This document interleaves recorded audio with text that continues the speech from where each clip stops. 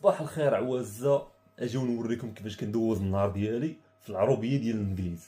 اول حاجه من بعد ما كنفيق على هذا المنظر الجميل والمريح نفسانيا، كنبدا النهار ديالي بكارديو خفيف ظريف ديال 30 دقيقه باش كننشط الدوره الدمويه وكنوجد راسي لنهار زوين، وكنضربها بتدويشه نقيه بين ما الفطور كيكون كيوجد.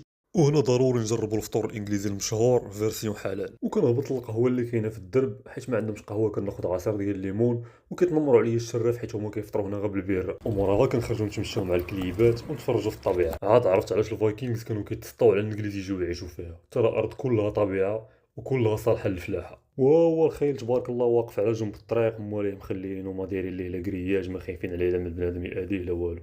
شو كيمعضل تبارك الله، هذا راه هو العود البرقي. وفي الطريق نيت بانت لي هاد الفيرما هادي اللي فيها بزاف ديال البقيرات ومعاهم تور واحد، المهمه ديالو هي يتزوج ويولد. شو تبارك الله قداش شبعان كرياتين وجليطامين التورات.